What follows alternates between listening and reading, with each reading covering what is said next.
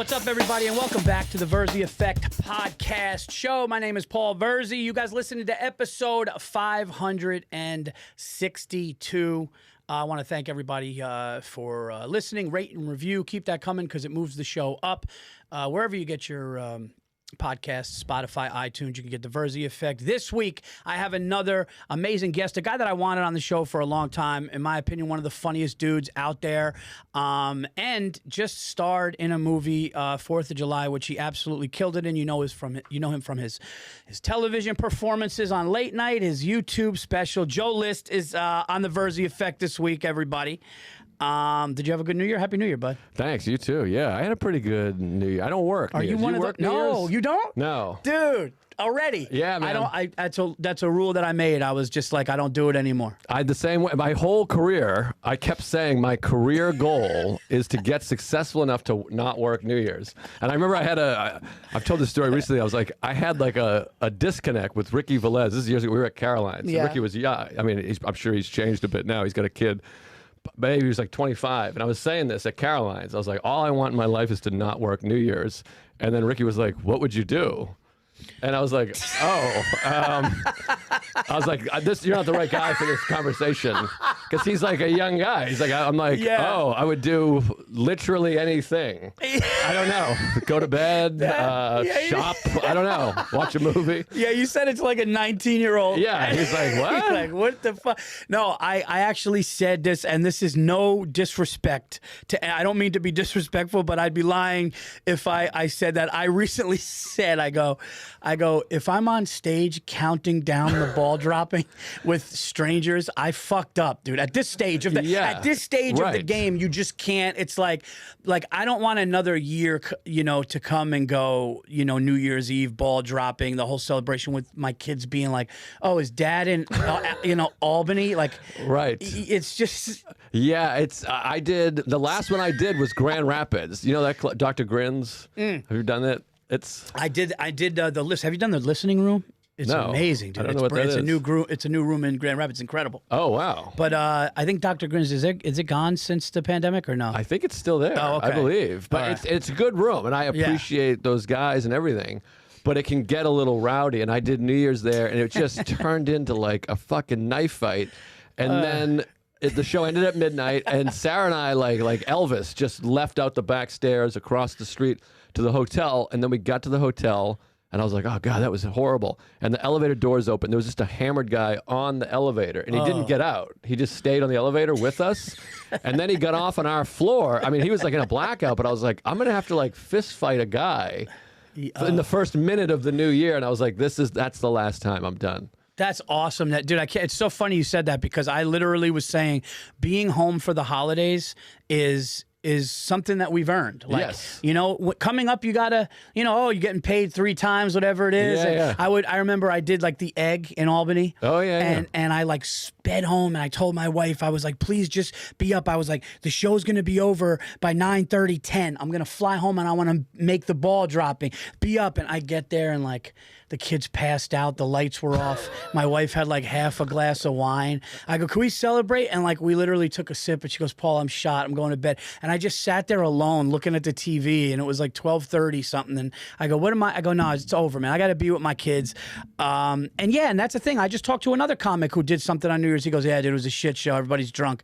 It's fucking stupid, man. It's not worth it. I mean, I understand it's like you need the money for a long time. It's 3 times the money, like you said. You make money, but if you can afford to take it off, it's the best. And now the college football playoffs is that night, which I would have killed myself if I had to miss that game. That's something about you that we haven't really, like when we see each other and we've done some fun shows, the show we did in at Gotham when Seinfeld showed up and we've done some stuff like obviously in the clubs, but I didn't realize that me and you don't talk about sports enough because you're like, I'll see your tweets and I'll be like, this guy's as into sports as anybody I know. Yeah, I'm a big sports guy and I just started tweeting about it more and it's fun and people are like, I like this new you. I'm like, because sometimes you're watching the game, I'm like, I gotta shit because my wife doesn't watch sports. I'm just sitting there, I'm like, I gotta share something. Yeah. But did you watch the college football playoff?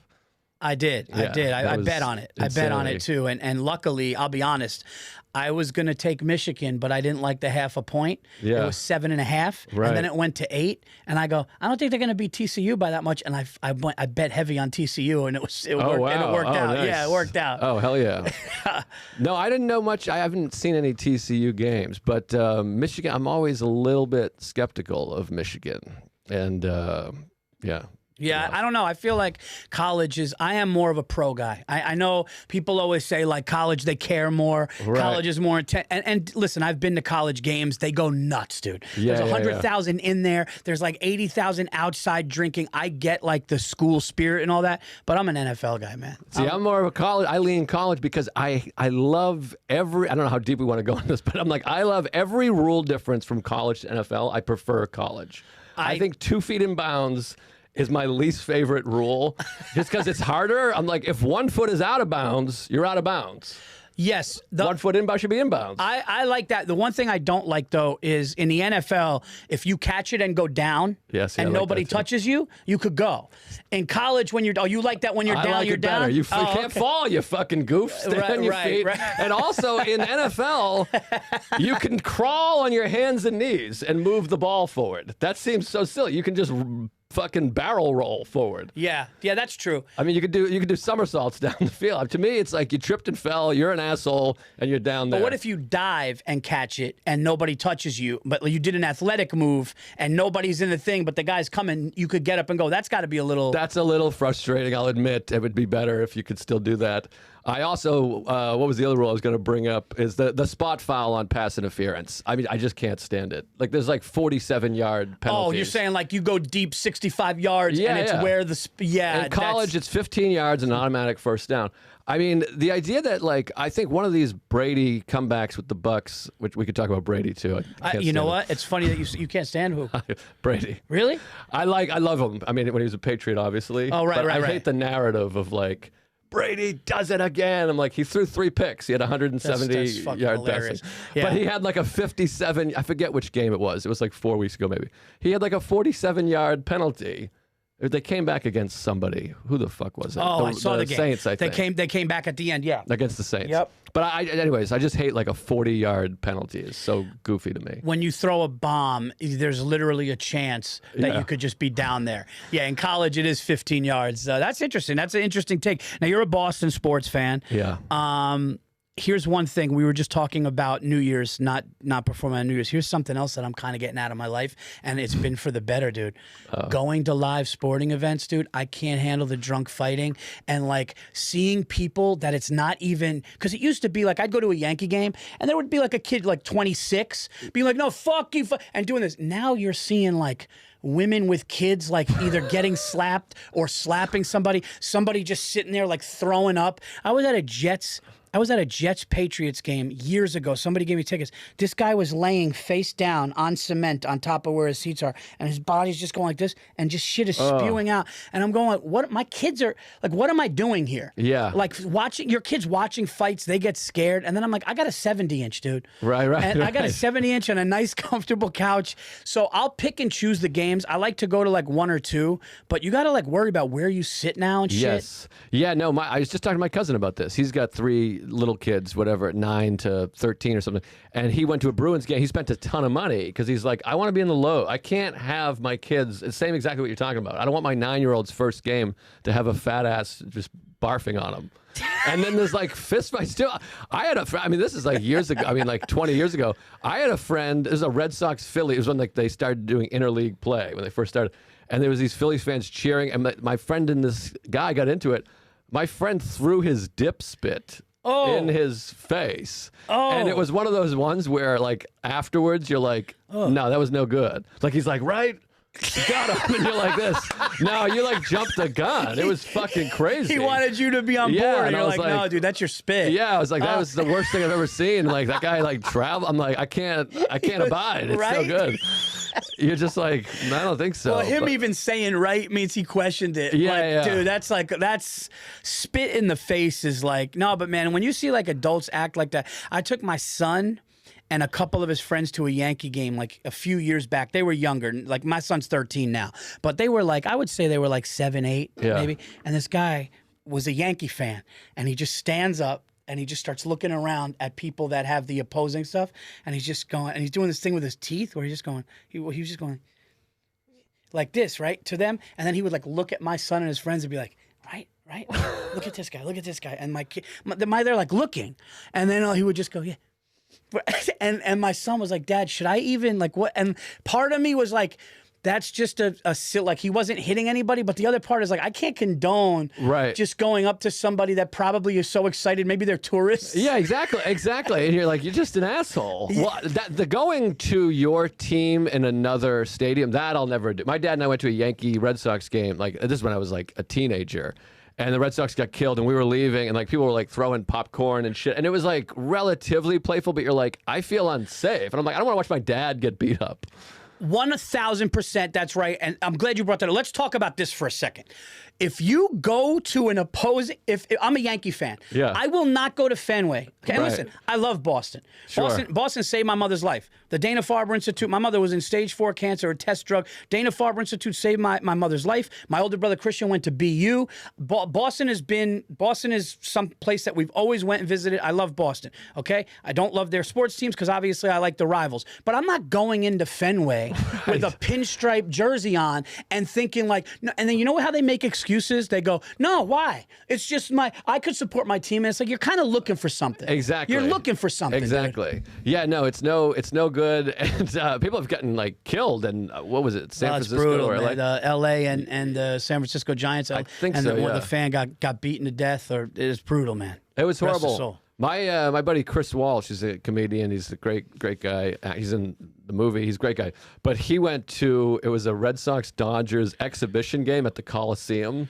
And it was like preseason, and I think those tickets were like $8 or whatever, because it was, and he ended up throwing his Red Sox shit in the trash because it was like a bunch of like, you know, like Latin Kings or whatever, some like gang guy, like Dodger people like looking for Red Sox fan, and he like rolled his shit up and like threw it away. He's like, I gotta get out of here. This is no good. Do you know the area Austin in Massachusetts, like Austin? Like A-L, like not. Austin, yeah. So my brother lived in this apartment with obviously roommates and stuff when he was going to BU, and like I walked to a bar and I had a Yankee cap on. Yeah. And there was some commotion outside the bar, and I'm walking and I'm alone, and I remember one dude goes, "Hey man, come here," and he was just kind of asking me questions, but it didn't register yet. At first, I'm going like, oh, maybe this guy, but he was basically like calling me over. And I feel like if I was going to be arrogant or say something, he was going to like I was going to get jumped outside of that bar. I'm just walking by, and he goes, "Hey man, can I talk to you?" And I was just like, "Hey man," and I was being cool and respectful. And I think he was just like, "All right, I'm going to let this guy go." But I really felt in that moment that I could have been like beaten up for wearing, just because there was already some kind of commotion going on. And it's like, what are we doing here, dude? Yeah, well, Boston is like that in general, even if you're not representing the Yankees. It's just a fighty fucking city. Yeah. It's a horrible place that I also love, and it's who I am. But I tell this story. It's a funny story. I was in a dive bar in Everett, Mass. with my friend Tom Dustin, who's a great comic, and they had a Golden Tee machine, and these two guys were playing Golden Tee, and it was a couple of, I actually think Norman might have been there. Like, this is like years ago. There was like 3 or 4 of us, and we're like, let's play Golden Tee. Those guys are playing. And we walked up and said something like, "Hey, can we get next? Or you guys want to play? We'll play something, whatever version." And one of the guys was playing. The other guy was like out smoking a cigarette. And the guy was like, looked at us and was like, "Yeah, all right, yeah." And then he went outside and he came back with his buddy. And they just kind of like squared up on us. They're like, "All right, so what the fuck?" And we were like, "What?" And he's like, "You want to fight?" And we were like, "What? No. Golden. We want to play Golden Tee." And they were like, Oh, all right. And we were like, these guys are fucking horrifying. Like, there's like 4 of us. You said, "Yo, can we get next?" And they were like, "All right, let me go talk to him." Yeah, like it was like, a fight. It was the weirdest miscommunication. We were looking at each other, and I had to pull Tom. I was like, "Dude, don't talk shit, or these guys are crazy." And they were like matter-of-factly gonna fight like 4 of us. Like, yeah, sure. And it was like, I was like, "Oh, this is nuts." Boston guys have a thing where you guys just have a thing where I don't know if you can't accept love.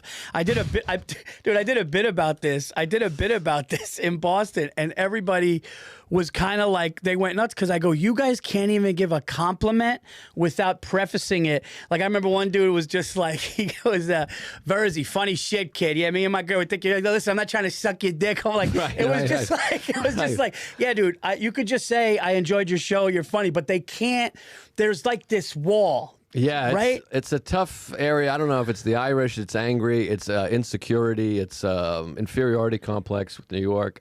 Philly, it feels very similar to me. Philly and Boston feel like sort of cousins. Inferiority complex, sports, you know. And I think Boston, we still see ourselves as like losers as far as sports, with all the championships still. You're like, yeah, but you know, it's been like 3 years since the Patriots won. You know, it's just, you never know. It's like, it's crazy because of the drought, and then all of a sudden, you guys became the town. You guys, what do they call it? Title town, right? You guys had them all like. So if you're a teenager in Massachusetts, you've seen nothing but winning. No, they have no concept. My nephew and stuff, like, it's just crazy. And I get mad because people are like, you fucking spoiled. And I'm like, Patriots were 1-15. Like, they were blacked out. I remember a moment, I've talked about this before, I'm like, it was like a weird, sad moment with my dad because we would always watch Monday Night Football together when I was a kid. Yeah. And I remember, like, it's like a scene in a movie. I was like, how come the Patriots are never on? And my dad, like, almost got choked up. He's like, Monday Night Football is for the good teams. Oh, and I was like this, and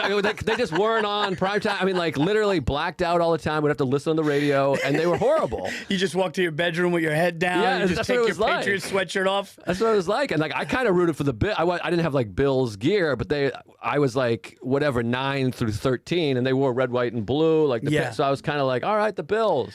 I think the Patriots helmet with the Patriot on it is one of the best uniforms. Agreed. It is the best. I agree. I think they should wear the red jerseys with those. I loved it. The white helmet with the Patriot on it with the red jerseys, dude. That's like, I think that's top 5 in football. I agree. I'm a big logo jersey guy. There's some I just hate. Are you a Jets guy? No, okay. Giants. The Jets, I just think that's my least favorite franchise. I hate the green and white. I hate everything about the Jets. Jacksonville Jaguar. I'm like, I can't even watch a game with this bullshit. With teal, the Jaguar. I'm like, this is the worst franchise in all of sports. Dude, you're telling my mother-in-law goes like, I just can't root for that logo. And she's like, I hate the Raiders or whatever it is. But going to the Boston thing, you did, and by the way, dude, the scenes that I saw in 4th of July, you crushed. Oh, thanks, man. And I wanted to ask you about that because I'm not starring in any movies like you did, and you were great in. But I got a couple parts, got some stuff coming out, and I'm starting to. Like, I felt like I was like an open micer in acting. Yeah. And then now I'm starting to get out of the open mic thing and try to. Right. But I actually, I get really nervous with it. Yeah. And then when I'm there and I'm in it, like, people are like, oh, you're kind of good. And I'm like, yeah.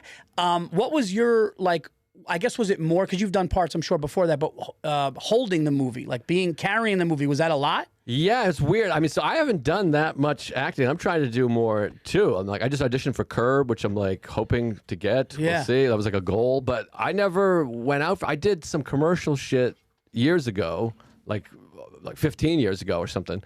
And I've acted in like sketches and people's shit, but never really like done like a part. And I wrote the movie with Louis, and I thought we should get somebody to play the part. I was like, we should get an actor. We're trying to make a movie. And he was like, it's got to be you. And I was like, okay, but I'm not really an actor. But I felt like, you know, I was playing myself to some degree, which helped, I think. Although people say that's harder, which I'm like, I don't agree. But I don't know. So, but yeah, it was definitely scary, but I just felt like this is mostly stuff I've lived, and because I wrote it, I kind of had a feel for it. So I thought that was a little bit easier, because I feel like if you're in somebody else's shit, there's a chance they're gonna be like, "Cut, this is horrible." Like, this isn't anything like I wanted. Yeah, because I could at least, even if Louis was like, "This isn't good," I could be like, No, this is right. This is what it was like when this happened.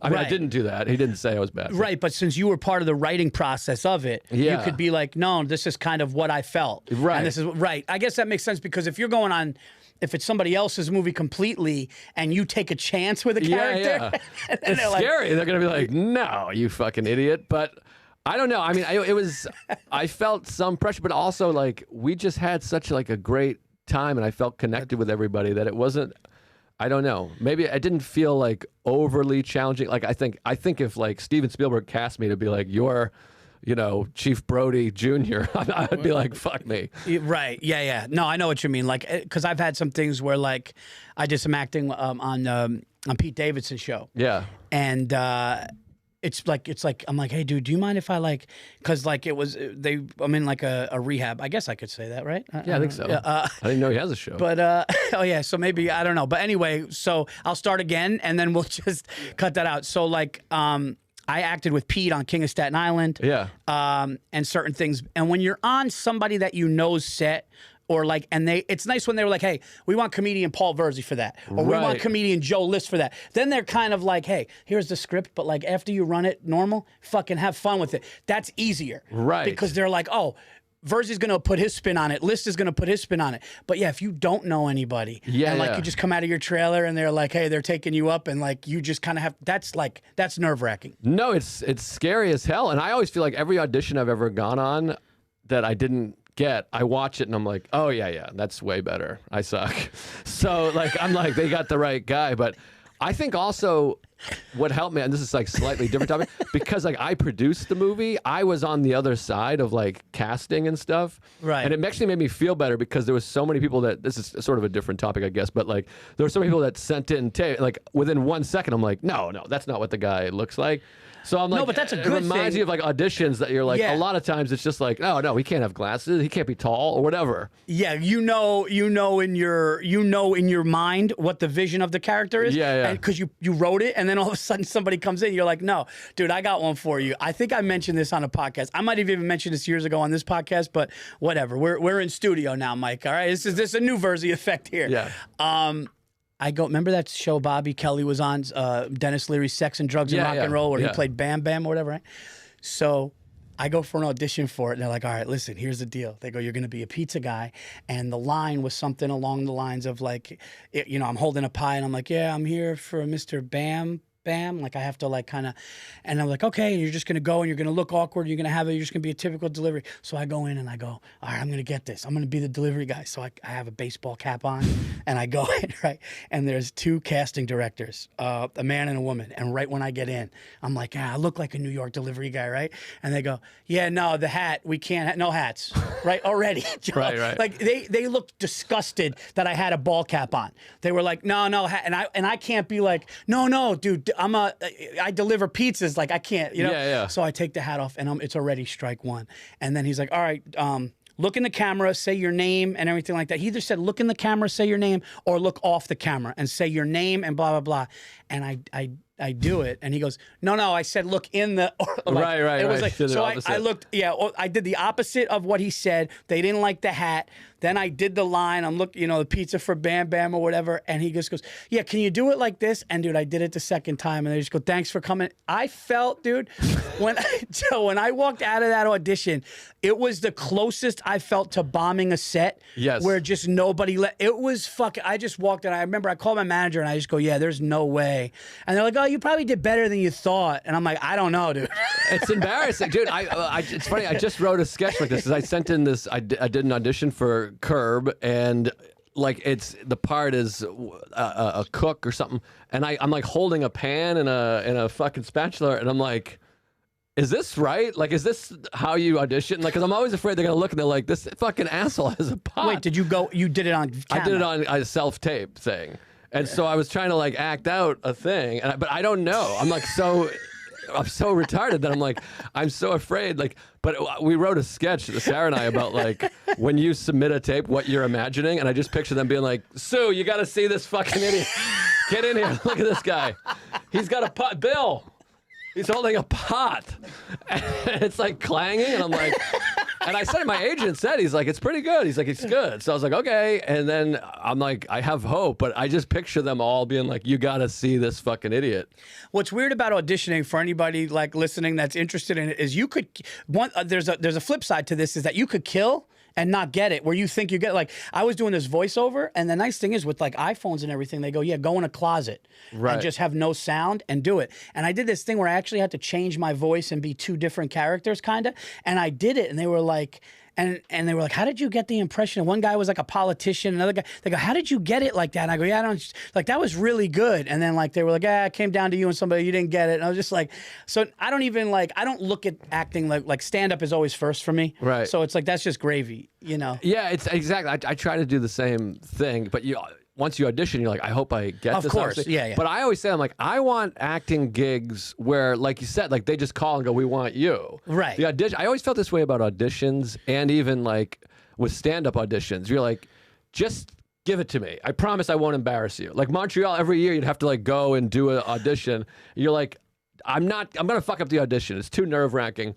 Let me go. I promise. I swear to God, I'll do a good job. Always. I'll always tell my manager or agent, like, I'm not going to embarrass you. You know, I've been doing this a long time. I'm not going to embarrass you. I'll do. But with acting, I was sitting in a waiting room once for an acting gig.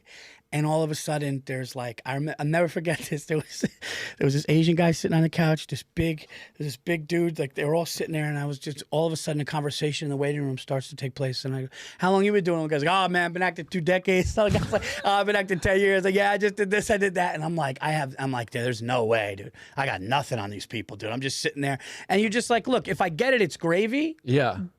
Like that's different than like when you go out for a festival, right? You want to you've been doing it a long time or whatever. It's what means the most to you. But I had this, by the way. I got the first commercial audition I ever went on. It was like a big national Captain Morgan commercial, and I wasn't thinking, and I was on set, and they were like, everyone's talking about their acting career, and I was like, yeah, I've never done act. This is my first audition, and they just hated me. Like, it was like the equivalent of stand-up of someone being like, yeah, I was like, yeah, this is the first time. And I realized, I'm like, oh, maybe I shouldn't have. They were just like, you piece of shit. Like, they've probably all been at it for 20 years and just got a thing. Yeah. And then it's like if you were doing stand-up and someone's just like at the Tonight Show being like, yeah, this is my first spot. I don't know. It's weird. I was like, oh, shit. I got the first and third audition I ever, or I think it was the fourth. I did an ESPN commercial. The first and fourth audition I ever went on, and then I was like, this is easy. I'm like an acting guy. And then I just never got anything ever again. Yeah. Literally nothing. Who was it? Was it Godfrey or somebody said you get like one every 20 or like every 20 auditions you'll get a part or something like on the average. But like who knows? Because like you said, that's not going to happen if they want you. Right. No, what I was going to say about fuck, I was just going to say something about acting and I forgot what the fuck it was when I went off on that thing. Anyway, dude, so when you did the 4th of July and you did an emotional part with the family, and you had to like really fucking did it bring you, when you do those emotional parts, did it bring you to your like did you get really into it? Yeah, for sure. It was the emotions. Yeah, for sure. Like it was like, I mean, I feel like I have like anger and I have a hard time like, you know, confronting and all this stuff. So it was like this opportunity to like, all right, I'm going to confront the way I want to confront. And I started to get actually emotional. And then we did a bunch of that scene. We did a bunch of like improvising. And then I started to go through the actors and just kind of saying shit that was actually quite personal to my family, like to my dad and the guy playing my mother. And then afterwards, like luckily in the edit, we kept it to what was on the script basically. But like there was moments where I was like, we can't print, we can't have this out. Like I was like really going off on my parents here. So yeah, it definitely like got in it because, you know, that's part of acting or filmmaking, whatever. It's like you're acting in a way that you wouldn't normally act. Like I've never actually like chewed out my family. Right. I don't like have that ability, nor do I have that desire really. I mean, you do, but you don't. You know, it's like you don't want to actually be the feelings to are people. right. The feelings are there and stuff like that. But see, and I think that's probably why you're a comic and why I'm a comic is like you're a nice guy. People say that I'm a nice guy, Thank right? you. But there's something inside that like when you get mad, you're probably no fuck that. Yeah, no, it's exactly. like in there. I do a bit right now about, I don't want to do my act, but like the people, there's like mistake my kindness for weakness. I'm like, people mistake my weakness for kindness. Like people think I'm nice, but I really just don't have the balls to tell people what I feel. I want to be like, fuck you, but I'm a pussy. I'm like, really, I'm mean and weak is what I am. But yeah, I mean, like I definitely felt like I got those emotions of family in that scene. Or I tried to anyways. Yeah, no, that like, because it brings it out, like when they're like, really do this, really? And you're like, all right, fuck it, dude. And then you just put your family's face on the actor. Yeah, exactly. And you're like, fuck you, you fucking didn't. And I was doing that too. I was like, you didn't do that. It was like, I just went crazy. And everyone was like, started saying something that's so specific to your family, has nothing to do with this. I'm like, you didn't come to my stand-up comedy show. Like, you're not playing a comedian. I'm like, all right, well, whatever. You didn't believe in me when I did that open mic at Nick's Comedy. They're like, wait, that's not even in the, that's not even in the movie. But yeah, it was definitely, I had to try to channel that shit. It's hard, man. It's like, it's a weird, well, you know what it is? It's hard for comedians, I think, because we're so self-conscious and like, it's embarrassing. Like acting to some degree is like embarrassing to be like, I don't know, man. Like you're like I want so badly to be like, just kidding. I'm gay. How gay is that? You know what I mean? Yeah. Like to me, growing up the way I did, where I did, and hanging out with comics, like I'm like, that's gay. Yeah. Acting is gay. You're going to have like one of your relatives. What are you going to, Tony Award? Yeah, I'm like, which is another thing, by the way. I always think about this. We are like, you think of like Robert De Niro and Joe Pesci and Harvey Keitel being like these real badass guys. Yeah. But they're like theater nerds. Isn't that weird to think about? Well, I don't know if Pesci is because Pesci, I know that Pacino was definitely theater. I think Pesci was like, has like a whole, I don't know if it's like, I don't think he did any like crime stuff, but like, Pesci was like a bad fucking, I don't mean bad like bad guy, but like a bad motherfucker. Right. Like, but he was like a singer too, right? He was with like Jersey Boys. Well, he discovered, what's his name? Frankie Valli. Yeah. So actually, singing is, that's one thing though. You never saw like I don't know if I could ever watch Pesci like break out in dance. If Pesci broke out in like dance or did like a little number and sing, that'd be tough, dude. I mean, it's just a funny thing to think about. Like, I don't know. Like, I mean, I want to act, and I'm a movie nerd, but it's just funny to think about like Robert De Niro, like in like Pink Rouge, being like, "Doth not how whatever," Did you know that A Bronx Tale was a musical on Broadway for a while? Yes. I saw it, and it was brutal to watch. Like these tough guys, like these stained with salami, wearing wife-beater T-shirts, and there's like singing to the moons. It was very weird. It's a very tough look for an Italian mobster to be just going into a music. I've never seen a drama become a musical. I always thought Rocky, I know it bombed, but I was like, I would have liked to have seen Rocky as a musical just out of curiosity. Wait, did they do it? They did it, yeah. Oh, I think it failed. Oh, did it? But it was like they made it a musical, which my joke was always, did they keep the line, retards love the zoo? Is that in the musical? Would they like, take her to the zoo, rock? That's a bit that I could never do anywhere. But Rocky, great film. Rocky was, dude, I'm watching, we were just talking about this. I'm watching like Stallone. There's something about Stallone, even when the acting is bad though. That's another thing about actors that I've noticed is that even an actor that's not great keeps you. Like, I don't know if like, I'm not like Keanu Reeves, like there's something about the dude on screen where you're just like, I got to see what's next. It's not like great, but you're just like, dude, like there's some people you watch like that. Yeah, he's a star. And he's like, that's like that's movie star quality. You know? Like Stallone's lines in movies aren't like great, but you're kind of seeing this guy. He's got this like whole thing about him. Yeah, absolutely. Well, Rocky, the first Rocky, I think Stallone's like incredible in that movie. He's like so sad and like beautiful. Yeah, it was good. It's such a great portrayal. And then of course like Rocky IV, which some people love. I mean, I love it. But it's like one of the most ludicrous movies of all time. I love that Rocky, like the whole idea of Rocky, not to go to a Rocky rap, like the whole idea of Rocky was like, he's a loser who manages to win once. And then like by Rocky IV, he's 61 and 30, like he's just won like 40 fights in a row. Like Rocky is like a losing record. He's supposed to be bad. That's the idea of Rocky. It's like, you're not great, but you can rise to this one occasion. Yeah, that would have been good if they made a Rocky where he literally was just the trainer the whole time. Right. Like the trainer. Yeah. And like there was a guy down on his luck like him. Yeah. And he I would watch that. I mean, that's what it should be. But I mean, they're still fun. But, whatever. I don't know. I love Rocky. Yeah, I mean, it's hard to not. We talked about it on the last podcast. As an Italian, I just have to. Yeah. It's just impossible to not. That Eddie Murphy bit's like one of the best bits ever. It's one of the greatest bits. It's one of the greatest bits I've ever heard. I mean, you can't repeat any of it, but it's so good. That's the like. Are you? Yeah, that's the thing I wanted to ask you too. Like, I can't not say everything. I know it's Like you can't, like I heard, like they don't want you saying sitting Indian style now.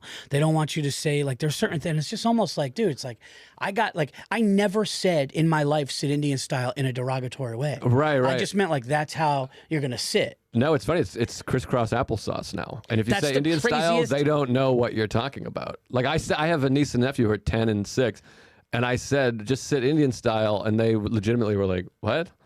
And I was like, "Oh, weird. I'm like the old guy who's like back in my day." Yeah, sit, dude. Like you can't say sit crisscross applesauce. You can't. You're like, all right, guys, I need everybody crisscross applesauce. Like what? No, you have to. I mean, if you want to communicate it to them, you have to, or else they don't know. I think this is the first time in comedy where I actually want older fans.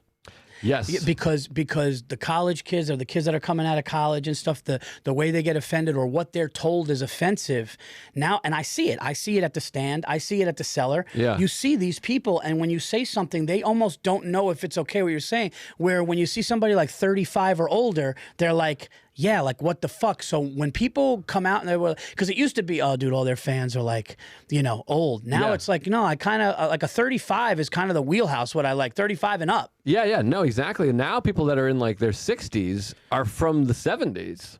Yeah. You know what I mean? Like they're like doing coke and disco and watching All in the Family or whatever. It's the young people. I just had this. I was at the stand the other night, and I think because Hannah Berner was on the show, she has young female fans. Yes. And I came out, and there was like 4 young women who looked like they were 20. They didn't even like clap when I came out. They were just, it looked like they didn't know how to behave at a show. Like they were just sat like this. Yeah. And I had to just be like, that was weird. You guys didn't even react. And then I'm saying stuff that I can feel them being like confused, just like, oh, what? And then they have that like muscle to register, like, what is he saying right now? Yes. Whereas, like, I think people, like you said, older than 35 are just taking it for what it is. Is this funny or is it not? They're not like, what side is he on? Can he say that? What is he like? They're right. Young people are trying to decipher, like, are you on my side or not? Yeah, and I noticed that people will listen to you say something, and if you hit a word, even if they're not like fully offended, they're processed, their arms crossed, or like, right. What is this? And you're going like, like, what do you? So when I see like a 40-year-old couple at the door, I'm like, nice. Yes, I feel the same way. I'm like, all right, they fuck, dude. I was talking to my wife about this yesterday. So when I played football, like younger, and they had. They could never do this now. They had Pee Wee, Pop Warner, and ours was called the Midget Football League. Yes, midgets, yeah. Remember Midget Football League? And I'm going like, what? Why? And I didn't know because we were like small and our helmets were like, are they making fun of like our heads were big and we're wobbling? And I'm like, what is it? Why is it called the Midget Football? You could never now call it. It was. that what I'm saying is. Yeah. It was called the Midget Football League, and I was in 5th grade, and I'm going like, Mike, can we find out about like why it was called the Midget Football League, or was it like a joke or like? It still exists. It seems like. Really? Oh, yeah, really? it's Warren County Midget Football League. Where's Warren County though? It's in a red Congratulations state. to our 2022 champions. So like they're definitely still out there. Hold on, Mansfield, Washington, and Pocachong. I don't know, and it's just say kids. Pocachong. we gotta bleep Pocachong. Yeah, It looks like it's in Washington State, and it's the USA Football League, Okay. and it's called Midget Football. I literally have a trophy that says like 1989 Midget Football League, and I'm thinking like, if you did this now. I mean, they took away the daddy-daughter dance in our school because somebody was like, well, why can't the sons go? And what it was the sons go to a bowling with the mother. Right. So it was a bowling night with the sons and mother. Right. And it was a daddy-daughter winter ball for that. And somebody was like, no. And they kind of took it away, and there was an outrage. But it's almost like if everybody's being included, but it's just different events, I don't understand why. And it always seems like there's just a few people to start it. But like, I don't know what you could. Like, I don't want it ever, like, because a lot of comedians are going now, what you said before, and I understand what you're saying. It's like, man, I can't say that, but it's like, when is it, like, what's comedy going to be like in, like, 2050? I know, it's like scary, but then it allows us to be, people want that to hear people talk about whatever they want. That's what I'm so it's yes. like it does help to make comedy clubs kind of cool again. It's like come into this basement, you're going to hear some fun shit. Right. That's the idea. But with the young generation, hopefully some of those people start turning on this and feeling the same way the older people. Because right now it's like the older people want to hear the stuff they used to hear as kids. Well, I feel like they feel like it's refreshing to just because they know that there's no malice in it. Right, right. There's no, there's no like. When you hear something like that, it just kind of brings you back to being a kid and joking around and busting balls. Yeah. Where I think now it's taken a little more personally. Right. Where like nobody's trying to hurt anybody's feelings. Like I'm not trying to go on stage at the stand and make you feel bad. Yeah. But like I was on stage at the stand and this woman just yelled out. There was a woman like sitting next to the stage and I just saying something that my wife had said to me. And she just goes, jokes about women are hilarious. And she wouldn't look at me. She wouldn't look at me, Joe. Dude, she's on the stage. Her feet were like right on the almost on the stage. And she goes, jokes about women are hilarious.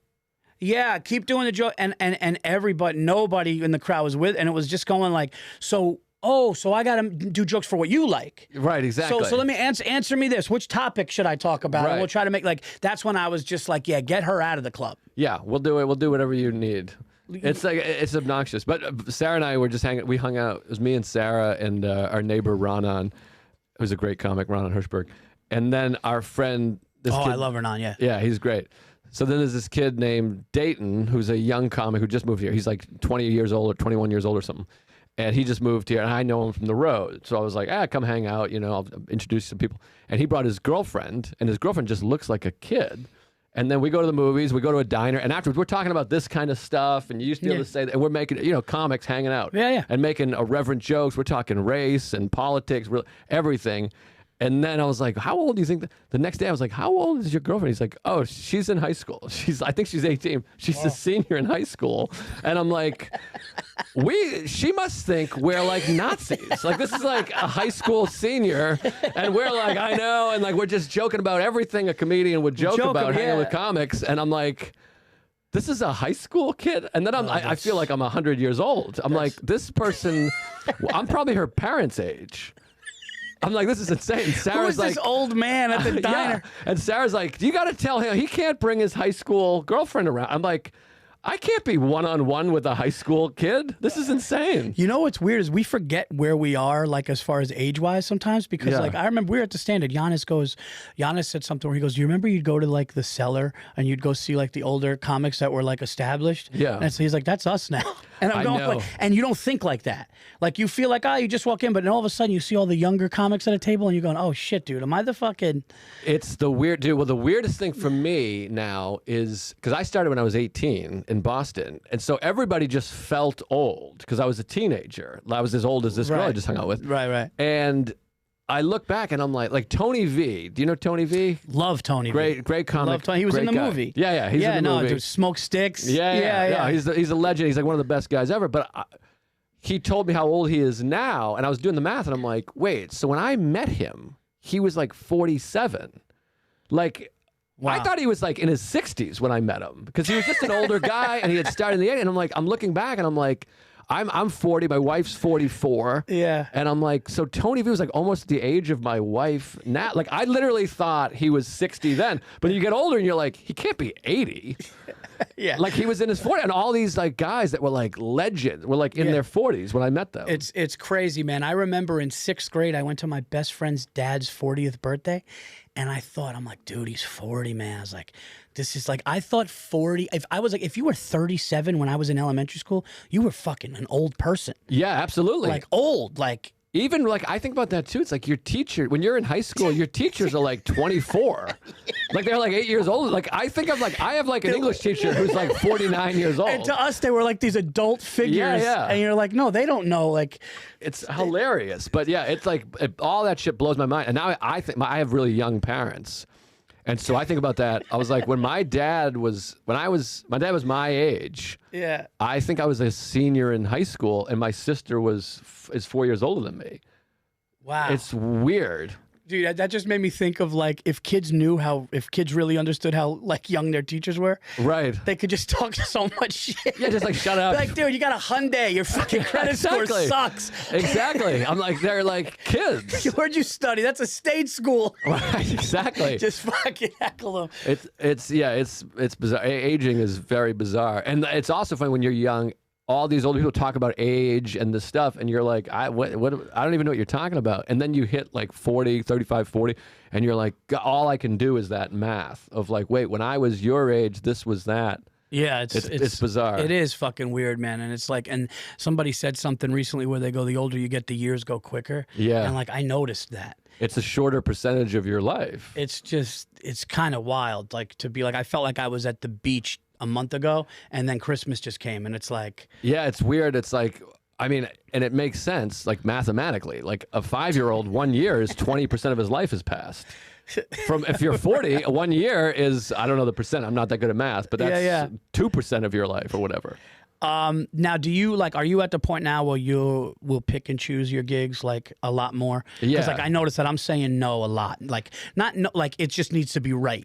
Yeah, no, definitely, and I don't work as much or like as I'm about to do 6 weeks in a row on the road. I mean, like out and back.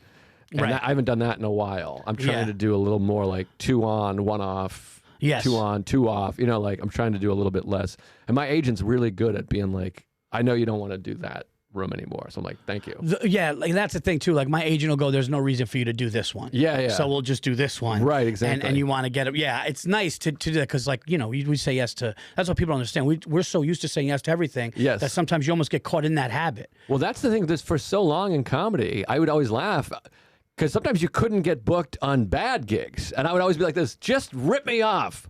Just fuck me. I just want to work. You know what I mean? I'm like, just give me $1,000 for 6 shows and don't include airfare. I don't even care. I want to be fucked.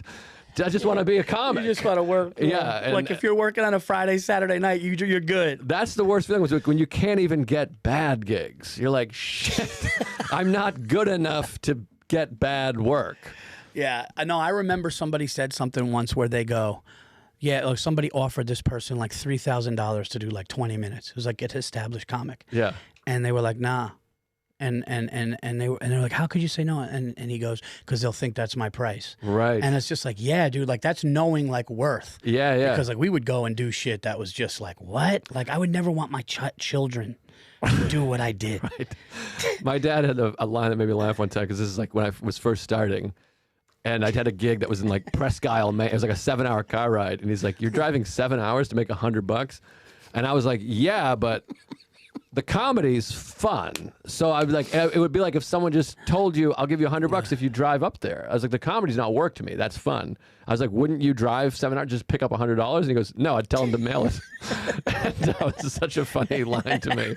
And I was like, all right, well, whatever. Makes you feel good about what you're doing, I right? was like, okay, well, good point. But your parents were like supportive from the beginning? Yeah, they've always been supportive. They always come to shows and stuff. I mean, they don't always say what I would like them to say emotionally, but they came to the show. They weren't like, you're never going to make it, you piece of shit. But they came and watched.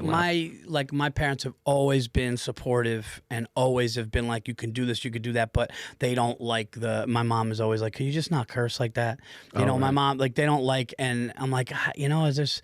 so I remember Chris Rock saying once, he was like, when my mom's at a show, I just don't curse in front of her. Oh, wow. And I was like, what? And like, but I'm like, come on, guys. Like, is that what we're talking about here? I like the idea of Chris Rock's mom's in the crowd, and he's like, there's black people and there's other black people.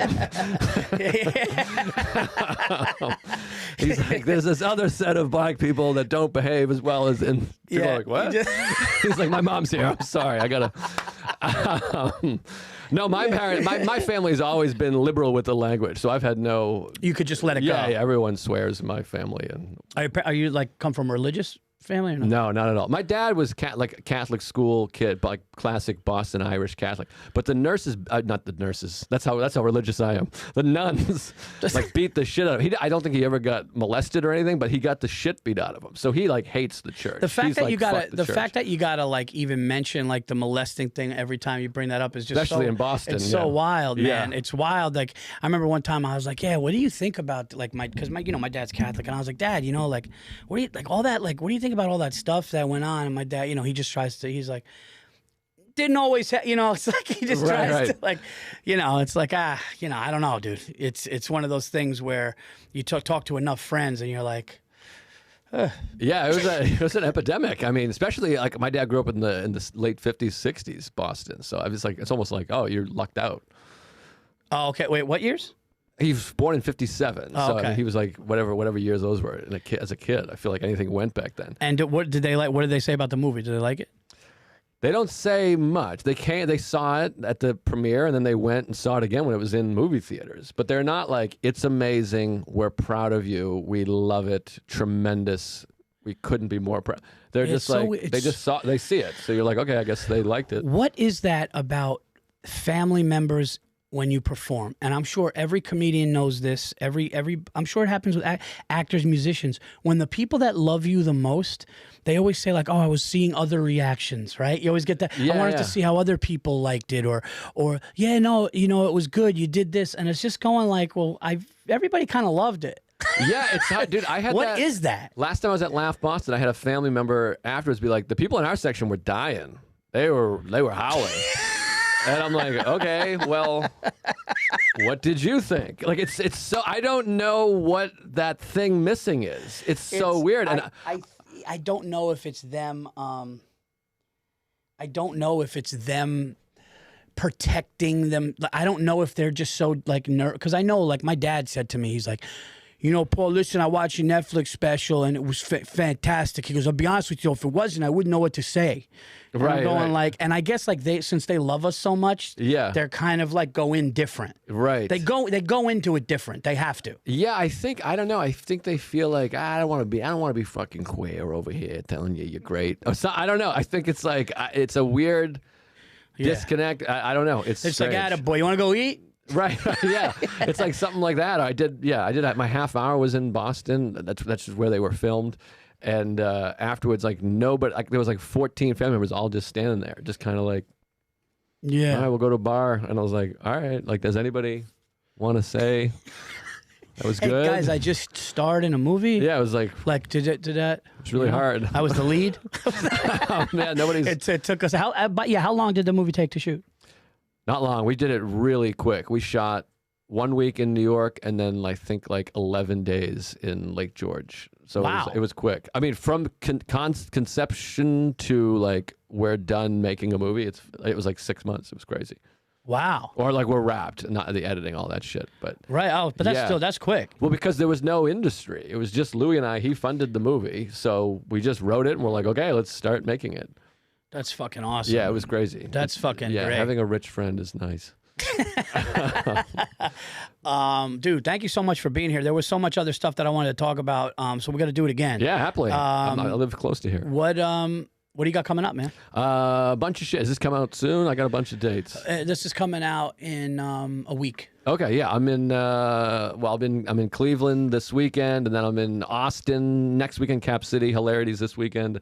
I got Key West coming up, and what else is coming up? Boston, Wilbur Theater, April 15th.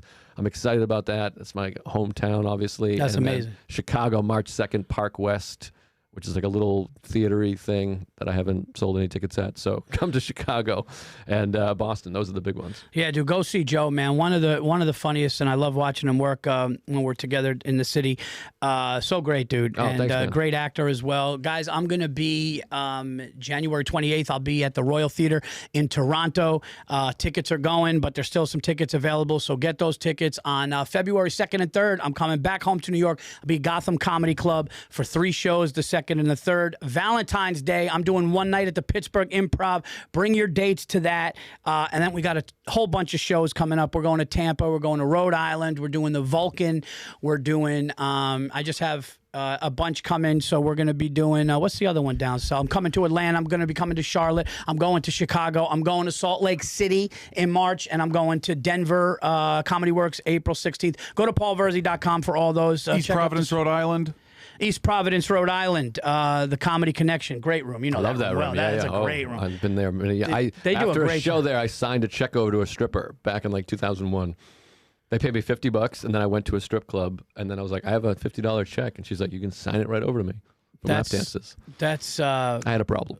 That's fucking hilarious. You know what show I did in Pennsylvania? What that was always good is the Soul Joels. Did you do that? Oh yeah. I love Dude, Soul like Joels. he just like figured something out. Yeah. Like whether it's outside, inside, like Magical. Yeah, I had some of the best nights of my life. You just go in there. on stage and it's like they Yeah. know you. No, they're That's great. the best when like that's what I loved about like Skankfest, and that's what I love about like Soul Joel's, places where like they just know you. They're such fans that they know everybody. Yes. It's funny. One time I was done performing at the Comedy Connection, and there was just like a male strip show. Like after, so like the green room, you know, the green room was the old vault. Yes. There were just these like jacked dudes, and I was just like, I needed my jacket. I love that. There's nothing better in comedy than when the room turns into some other thing, and it's just like, you're done. We're completely done with you. Yeah. This is the circus now, and you're like, oh, sorry. Dude, so great, man. Thanks, man. Such great stories. Thanks for being here. That's Joe List, everybody. This has been the Virzi Effect. Till next week, I'm out of here. Be well.